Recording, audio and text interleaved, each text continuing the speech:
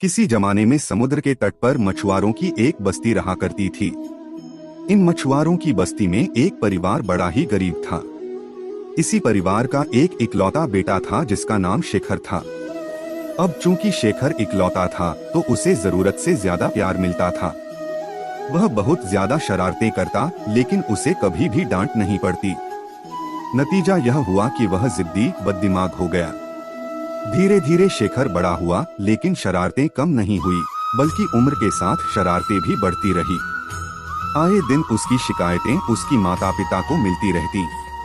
पिता ने सोचा क्यों ना इसे कहीं काम पर लगवा दूं, 4 पैसे भी घर में आ जाएंगे और इसे शरारतें करने का मौका भी नहीं मिलेगा। एक दिन उसके पिता को पता चला कि अभी अभी जिस नए जहाज ने को समुद्र में उतारा गया है उसके कैप्टन को जहाज पर कुछ नए कर्मचारी चाहिए। वह तुरंत घर आया और शेखर से पूछा कि क्या वह जहाज पर काम करना चाहेगा। शेखर ने भी सोचा अगर वह जहाज पर काम करेगा तो उसे भिन्न भिन्न जगहों पर जाने का मौका मिलेगा।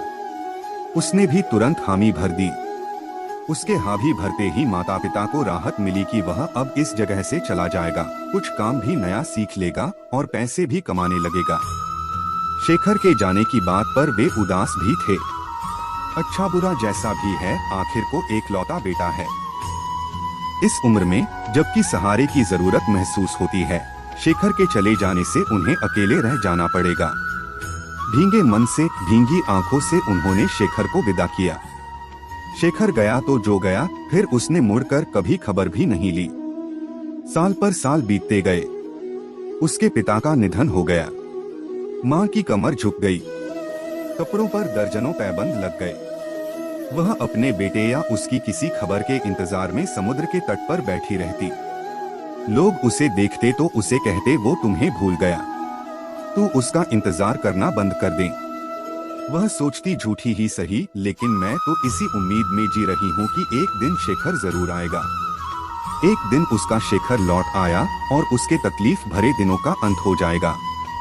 शेखर जहाज पर एक अदनासा कर्मचारी होकर गया था लेकिन आज वह कुछ सालों में जहाज का कैप्टन बन गया। बड़ी बड़ी दुनिया और कई कई देश देखें। शेखर आज अपनी जहाज लेकर अपने ही घर की ओर समुद्र पर आया था। वह बस वहां घूमने आया था, किसी से मिलने नहीं। पर जैसे ही शेखर पर उसकी माँ की नजर पड़ी उसके जहाज के पास वह पहुंच गई। शेखर जब अपनी माँ के सामने आया तो माँ को पहचान तो लिया लेकिन अमीरी के नशे में इतना डूबा था। एक फटेहाल बुढ़िया को माँ कैसे कहता। उसने नाक भैंस सिकोड़कर कहा, इसे किसने यहाँ आने दिया, अभी निकालो यहाँ से अपने कर्मचारियों को, शेखर ने कहा। उसकी माँ को यह बहुत बुरी लगी। उसी वक्त वो जमीन पर गिर पड़ी और रोने लगी। उसने अपने दोनों हाथ आकाश की ओर उठाए और कहा, इस मगरूर और बददिमाग नौजवान को जो कि मेरा बेटा है, तुझे जो भी कठोर सजा मंजूर हो वो दे। यह कहकर उसकी माँ वहीं मर गई। कुछ समय ही बिता होगा कि समंदर में तूफानी लहरें उठने लगी। लहरें शेखर की जहाज को अपने साथ डुबाकर ले गई। शेखर उसी लहरों में बह गया। उसके कर्मचारी जान बचाकर वहां से भाग गए। इस तरह एक मगरूर व्यक्ति का अंत हो गया। हमें बुजुर्गों के प्रति ऐसा व्यवहार करना चाहिए कि उनकी दुआएं मिलें, ऐसा नहीं कि उनकी बद्दुआएं मिलें। बुजुर्गों का दिल दुखाकर आप कभी खुश नहीं रह पाओगे।